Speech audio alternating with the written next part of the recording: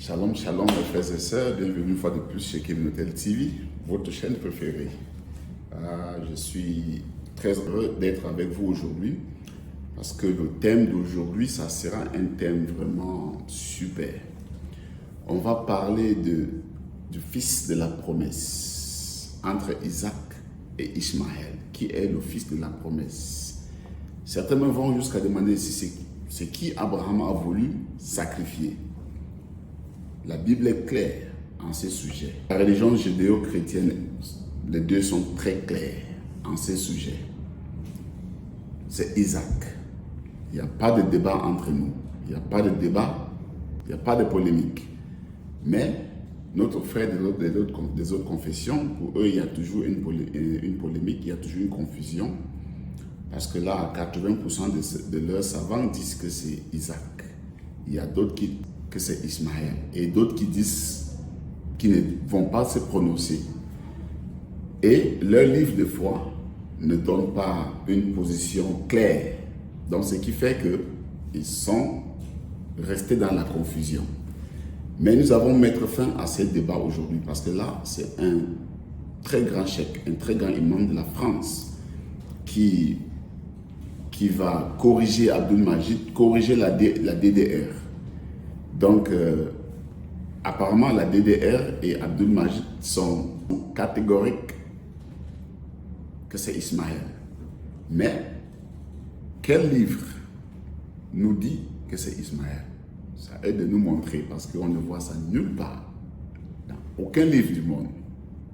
Même l'histoire, même les premiers pères de l'Église, même, comment dirais-je, les premières religions, les premiers croyants, même avant Jésus-Christ, tout le monde croyait, tout le monde savait que c'était Isaac.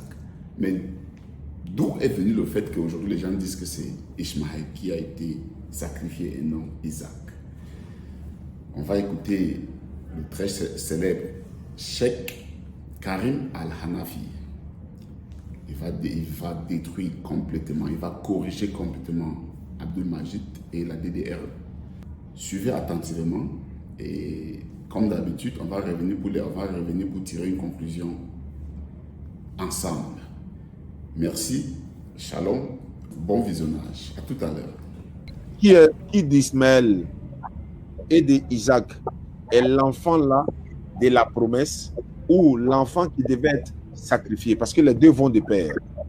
Est-ce que c'est Ishmaël, alayhi salam, la paix de soit sur lui, qui devait être immolé, ou c'est Isaac? Concubine, esclave, ça ce sont des commentaires tendancieux pour essayer de faire quoi? De minimiser Agar, de la vilir, de la vilir par rapport à Sarah. Parce que selon le Coran, c'est Ismaël qui devait être immolé. Mais selon également la Bible, c'est Ismaël qui devait être immolé. Ce que les gens ne comprennent pas, d'abord, les gens ne savent pas que Isaac même n'a jamais été le fils de la promesse de Dieu faite à Abraham. Mais malheureusement, il y a aujourd'hui des gens pour essayer dans leur souci de disqualifier Ismaël parce qu'ils savent que s'ils disqualifient Ismaël, ils vont toucher Mohammed.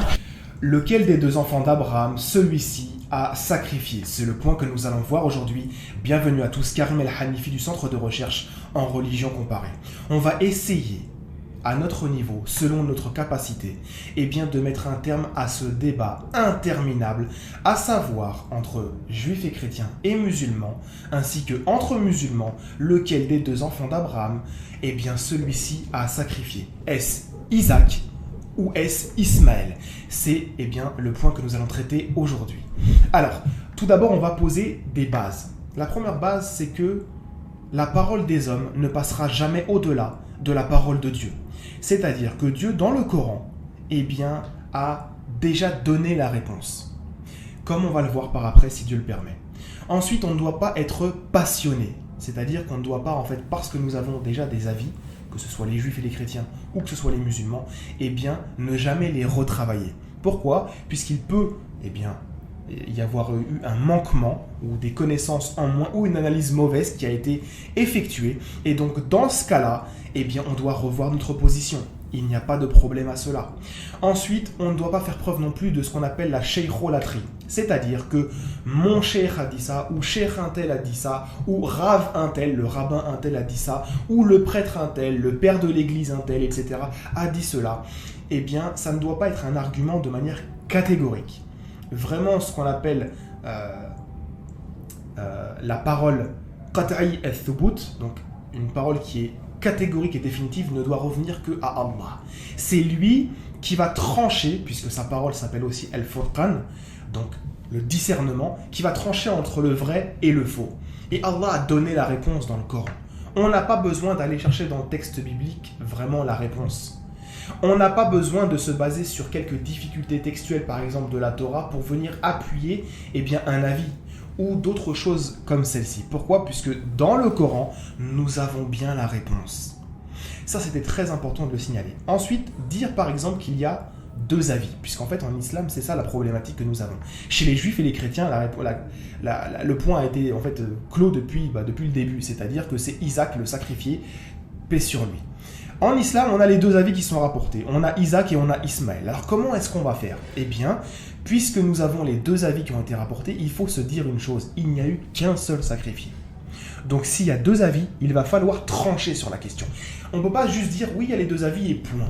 Non, il doit y avoir une réponse. Elle doit bien exister quelque part, surtout qu'Allah dans le Coran nous dit que, en gros, il est venu aussi régler les différends qu'il y a entre les gens du livre et entre les gens, les Israélites, etc., entre les groupes parmi eux. Et donc Allah, doit avoir tranché aussi sur cette question, surtout qu'il rapporte l'épisode, de l'enfant sacrifié dans la sourate 37. Par contre, il n'a pas donné un nom à l'enfant qui a été sacrifié. C'est ce qui a causé en fait la difficulté chez les savants musulmans et qui a en fait amené cette divergence-là. Alors, ce qu'on va faire, c'est qu'on va traiter ça en deux points. On va d'abord faire un panorama de toutes les sources disponibles à notre effet et ensuite on va traiter la question coranique dans une deuxième partie, si Dieu le permet. Alors, pour commencer, on va d'abord parler de l'islam. Pourquoi ? Puisqu'en fait, les gens du livre, chez eux, il n'y a pas de débat. Il n'y a pas de divergence chez les juifs et les chrétiens. Il s'agit de Isaac. Il y a un consensus catégorique sur cette question-là. Il n'y a même pas un seul avis venant à un seul moment, une seule époque, d'une seule source, disant que ce serait Ismaël, qui aurait été sacrifié, que la paix soit sur lui. Alors, on va en venir en fait à la vraie divergence qui est en islam, chez les musulmans. Alors, comme on l'a dit, la parole des hommes ne passera jamais au-delà de la parole d'Allah. Alors, pour les savants, on va faire ça de manière crescendo. Pour les savants, ils ont toujours divergé. D'accord ? Donc même encore actuellement, l'avis majoritaire, c'est que c'est Ismaël qui a été sacrifié par Abraham, que la paix soit sur eux. Quand on revient un petit peu en arrière, donc un petit peu vers les débuts de l'islam, il semblerait qu'en fait ce soit un petit peu le cas inverse. Il semblerait que ce soit plutôt l'avis que c'était Isaac. Donc on voit que selon les circonstances, selon les époques, selon les savants, selon la parole des hommes, on peut avoir une divergence d'avis qui soit rapportée.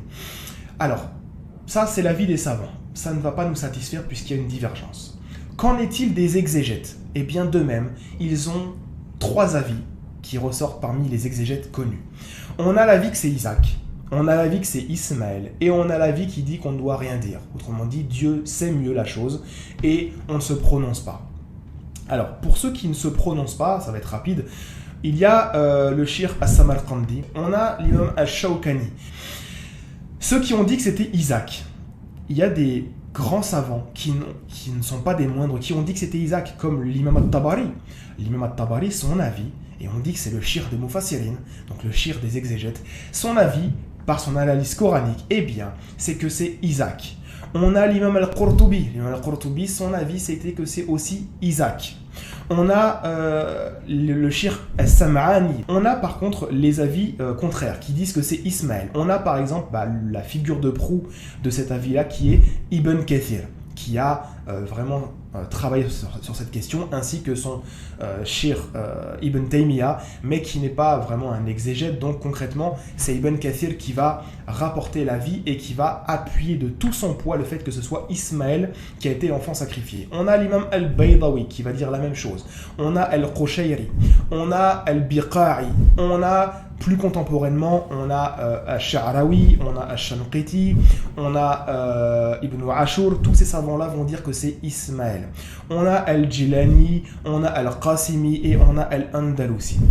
Ce qui est étrange, c'est que l'avis majoritaire en islam, eh bien, c'est ceux qui ont rapporté la divergence, mais qui ne se sont pas prononcés.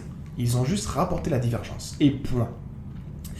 Alors, on va dresser une liste un petit peu importante de savants qui ont dit cette chose-là. On a par exemple, on a As-Suyuti, on a Al-Jalalayn, on a Al-Mawardi, on a Al-Baghawi, on a Ibn Atiya, on a Al-Arnati, on a Al-Zamakhshari, on a Al-Razi, on a le faux tafsir d'Ibn Abbas, on a le faux tafsir de Mujahid, on a Ibn Abd al-Salam, on a le tafsir al-Khazin, on a Abu Saoud, on a At-Tabarani. Enfin bref, il y a énormément de savants qui ont dressé les deux avis sans se prononcer de manière réelle. Donc les compagnons prophétiques n'avaient pas vraiment un avis catégorique sur cette question-là. Mais bon, si on faisait de la critique textuelle très poussée sur cette question-là, on verrait qu'en fait, il n'y a rien de très concret sur ce point-là. On va se diriger ensuite vers les hadiths du prophète sallallahu alayhi wa sallam. On se rend compte que les deux avis ont été rapportés, et ce de manière faible, et aussi de manière authentique, comme dans le Musnad de l'imam Ahmed, où on a les deux avis qui sont rapportés. Un coup c'est Ismaël, un coup c'est Isaac. Le prophète, que la paix et la bénédiction de Dieu soient sur lui, n'a pas rapporté les deux. Il ne s'est pas contredit. Il a rapporté un seul avis, et encore si c'est authentique, puisqu'il y a divergence. Tout à l'heure j'ai cité l'imam Shawkani qui pour lui considère que tous les hadiths sont d'ordre en fait inauthentique. Donc voilà, vraiment ce qui va devoir trancher, c'est Al-Furqan, le discernement, la parole d'Allah subhanahu wa ta'ala. Et ça c'est très très important de le signaler. Ensuite on va se diriger vers des sources qu'on doit prendre et qu'on doit rejeter. On a par exemple l'avis que c'est Ismaël dans l'évangile de Barnabé. L'évangile de Barnabé est un faux. En fait, il nous rapporte le fait que les Juifs ont en gros falsifié, ils ont menti en disant que c'était Isaac, mais qu'en gros c'était Ismaël, et on met ça sur la parole de Jésus, paix sur lui. Mais c'est en fait une position islamique ultérieure qui a été rapportée dans cet évangile. Et c'est un évangile qui a été concocté, on va dire, dans les environs du XIVe siècle de l'ère chrétienne. C'est un faux, j'ai déjà fait un reportage sur la question, et j'ai une grande conférence, ou en tout cas une grande vidéo qui va avoir lieu de manière, comme sur le cas de Isaac et Ismaël, de manière pour régler la question de manière définitive sur l'évangile de Barnabé, pour montrer que c'est un récit concocté, complètement inventé. On a ensuite d'autres sources. On a par exemple une tradition qui est rapportée et qui est très souvent citée, que j'ai traité déjà dans une vidéo, qui est en gros que le prophète de l'islam aurait dit « Je suis le fils de deux sacrifiés », donc Ismaël. Ou alors, selon une autre version, on est venu voir le prophète et on lui a dit « Ô toi le fils de deux sacrifiés », et celui-ci a rigolé. Donc il n'a pas démenti la parole, et il aurait donc acquiescé. Cette parole-là, elle est souvent citée, pourquoi ? Parce qu'elle est rapportée dans le Qisas al-Anbiya, donc dans Histoire ou Récit des prophètes de Ibn Kathir, avec la chaîne de transmission suivante. On a Ismaël ibn Abi Karima, d'après Omar ibn Abdelrahim, d'après Abdullah ibn Muhammad, d'après son père, d'après Abdullah ibn Sa'd, d'après As-Sunnabihi. Mais la chaîne de transmission, comme on l'avait vu dans la vidéo, elle est catastrophique, elle est au minimum daif, jiddan, elle est très faible. Pourquoi ? Puisqu'à l'intérieur de cette chaîne de transmission-là, il y a au minimum 3 inconnus, voire un 4e. Mais en tout cas, même le 4e maillon, il est déclaré faible, donc inauthentique dans la science du hadith, au minimum. On a une autre histoire qui nous est rapportée très souvent dans le même livre et au même endroit, ainsi que dans le tafsir d'Ibn Kathir, bien évidemment, puisqu'il a rapporté ce qu'il a rapporté dans son livre Histoire des prophètes, il a rapporté aussi dans son exégèse. Eh bien, c'est en fait une histoire qui se serait passée sous le calife Omar ibn Abdelaziz, et en gros, on est au 1er siècle de l'ère musulmane, et un juif, en fait, ils ont posé la question entre eux de savoir qui a été l'enfant sacrifié. Et on a ramené un juif fraîchement converti à l'islam qui vient en fait déclarer devant le calife que les juifs ont menti, ils ont fait ça par jalousie envers les arabes, et ils ont dit que c'était Isaac alors qu'ils savent très bien que c'est Ismaël. Cette parole-là, eh bien, c'est une invention aussi. Pourquoi ? Parce qu'elle est rapportée seulement chez l'imam At-Tabari. Alors, As-Suyuti, le savant As-Suyuti nous dit qu'elle est rapportée aussi par Ibn Ishaq, mais en tout cas, ça n'existe pas dans le patrimoine que nous avons actuellement. En tout cas, elle est rapportée chez l'imam At-Tabari, et on va voir que c'est rapporté d'après Mohammed ibn Ishaq, justement. Alors, est-ce que As-Suyuti a fait une erreur ou autre ? Ça, ce n'est pas trop la question, en tout cas. Chez l'imam At-Tabari, la chaîne de transmission, c'est la suivante. On a l'imam At-Tabari d'après Ibn Humayd, d'après Salama, d'après Mohammed ibn Ishaq, d'après Buraïda ibn Sufyan, d'après Mohammed ibn Ka'b al-Quradi. Donc, dans cette chaîne de transmission, on a plusieurs problèmes, puisqu'il y a déjà Mohamed ibn Ishaq qui a été quand même assez critiqué par des grosses autorités dans l'appréciation et la dépréciation des personnes, donc ce qu'on appelle al-jarh wa ta'dil. On a aussi Ibn Humayd qui a été classifié parmi la plupart, on dit qu'il était matrouk al-hadith, donc il est rejeté dans le hadith. Il y en a qui l'ont accusé de mensonge, etc. Le shir de l'imam al-Tabari était donc très controversé. On a aussi dedans, on a Buraïda ibn Sufyan qui a été déclaré faible par, et la plupart des gens en fait, sinon au pire des cas, il a été déclaré matrouk, donc rejeté dans la science du hadith, comme par exemple l'imam ad-Daraqutni qui a dit cette chose-là. Donc on voit que la chaîne de transmission, elle est très tardive, et c'est un récit qui a été inventé de toutes pièces, et qu'on a rapporté avec des sources qui sont inauthentiques. On va se diriger vers les sources judéo-chrétiennes pour, comme je l'ai dit, être exhaustif sur la question. On a, eh bien, la Bible. La Bible, il ne faut pas non plus la prendre à la légère, c'est un témoin historique. Et on a, à l'intérieur, on a la Torah. La Torah est claire sur cette question dans Genèse chapitre 22, elle nous dit que c'est Isaac qui a été sacrifié. Ensuite, on va se diriger vers le Nouveau Testament, où on a une multiplicité de sources écrites par différents auteurs, à différentes époques, pour différents types de personnes, qui nous rapportent que c'était Isaac qui a été sacrifié, comme la lettre de Jacques, ou comme la lettre aux Hébreux, qui ont été écrits par des judéo-chrétiens pour des judéo-chrétiens. Donc c'est important de le signaler. Donc là on est au 1er siècle de l'ère chrétienne, on est par les suiveurs de Jésus. En fait, en gros, tout le monde nous dit que c'est Isaac. Ensuite, on a quoi? On a les versions de la Bible. Donc les versions de la Bible, on a toutes les versions au niveau des traductions dans le christianisme qui dit cette chose-là, que ce soit la version latine, la version grecque qu'on a vue, on a la version syriaque, on a la version araméenne, la version géorgienne, la version copte, on a la version arabe, la version slavone. En fait, toutes disent cette chose-là, que c'est Isaac. Donc il faudrait se poser la question, quand est-ce que les Juifs et les chrétiens ont falsifié cette chose-là? Et puis comment eux qui se détestaient autant ont-ils pu falsifier tous les deux le texte?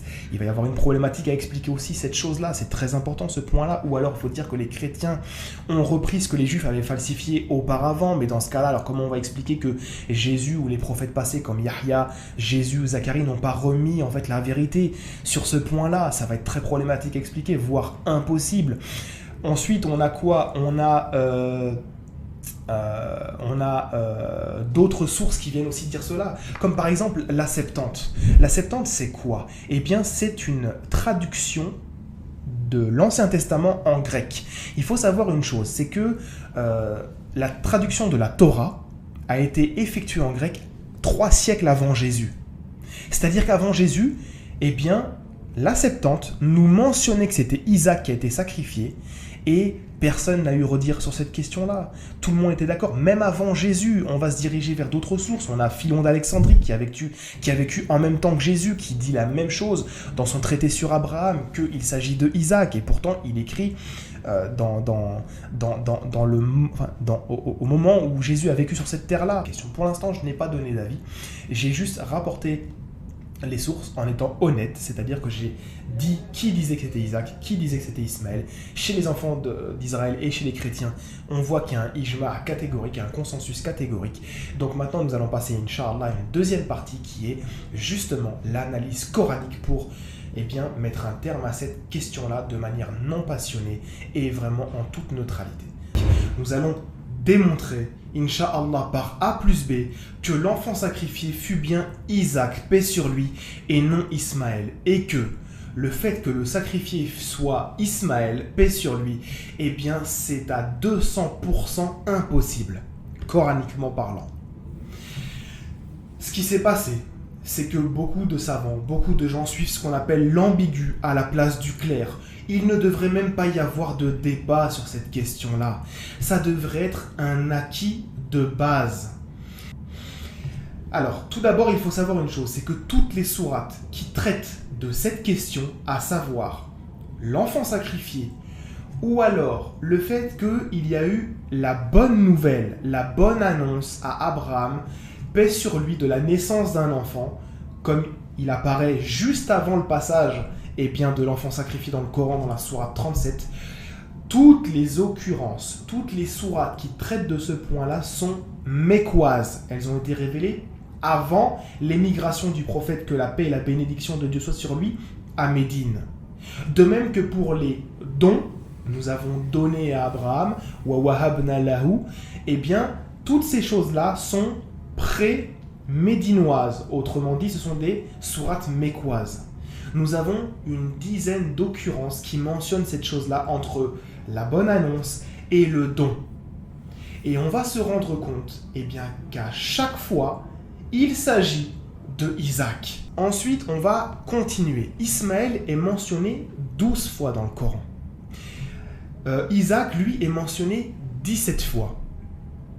Comme je l'ai dit tout à l'heure, la mère de Ismaël n'est pas mentionnée dans le Coran. Par contre, la mère de Isaac, eh bien, elle est mentionnée par 2 fois dans le Coran comme étant la femme d'Abraham.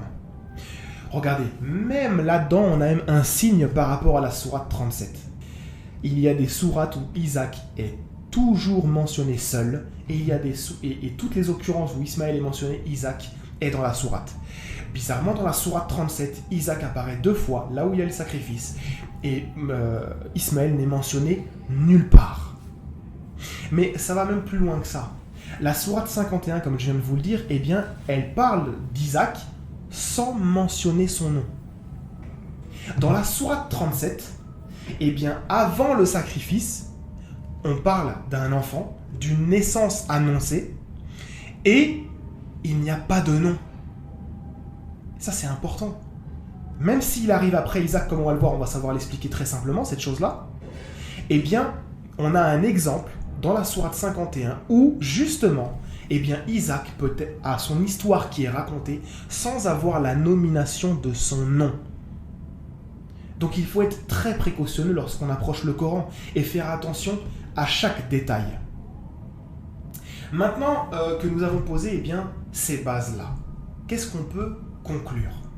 Eh bien, avant de passer à la partie qui traite justement des ambiguïtés sur ceux qui sont de la thèse opposée, eh bien, on se rend compte que si nous sommes sincères et véridiques, si nous ne sommes pas passionnés et que nous essayons réellement de chercher la vérité et de rendre à Allah ce qui appartient à Allah et non aux hommes, eh bien, on va se rendre compte que l'enfant qui a été sacrifié de manière catégorique, que ce soit dans les sources anciennes ou à l'époque du prophète, que la paix et la bénédiction de Dieu soient sur lui, ou alors dans le Coran, eh bien, ça a toujours été Isaac, et de manière, mais vraiment irréfutable. Le premier argument qui a été annoncé, eh bien, c'est quelques savants qui ont dit qu'en gros, dans le verset 113 de la sourate 37, où il est dit « Nous le bénîmes ainsi que Isaac ». Nous le, donc le qui est ici, ça renverrait à qui? Ce damir, ce pronom, ça renvoie à qui? Eh bien, selon eux, ça renverrait eh bien, au sacrifié qui serait Ismaël sous-entendu. Alors ça, c'est une fausseté, pourquoi? Puisqu'en fait, tout le passage, lorsqu'on le reprend, ça ne concerne que 2 personnes. On a la mention de Abraham et la mention de Isaac. Donc nous le bénîmes, ça renvoie à Abraham. Tout le passage concerne Abraham si on le regarde bien. On a Abraham qui quitte son peuple, on a Abraham qui a la bonne annonce, on a Abraham qui a l'épreuve, on a Abraham sur qui on dit que la paix soit sur Abraham, et ainsi récompensons-nous les bienfaisants, et il était de nos serviteurs croyants. Et ensuite, à Abraham, on lui a annoncé une chose sur Isaac qu'on va voir par après si Dieu le permet. Et donc, nous le bénîmes renvoie au Isaac du verset 112 et à Abraham qui est aussi partout dans le récit. Il ne s'agit pas d'un Ismaël qui serait sous-entendu, qui n'apparaît nulle part. Rappelez-vous des constantes qu'on a vues. Il y a la bonne annonce toujours pour Isaac. Il y a le fait qu'il a vécu avec Abraham. Falamma balara ma'ahu. L'enfant, c'est Isaac qui a vécu avec Abraham après la bonne annonce d'une naissance. Donc, en fait, quand on a ces constantes-là, et qu'on sait que Ismaël n'est jamais mentionné dans ce passage-là, et que Isaac l'est, alors comme je l'ai dit qu'il y a des sourates qui contiennent le mot Isaac et jamais Ismaël, on a compris que nous le bénîmes, ça renvoie à Abraham, ainsi que ensuite à Isaac. Donc c'est un argument qui est nul et non avenu.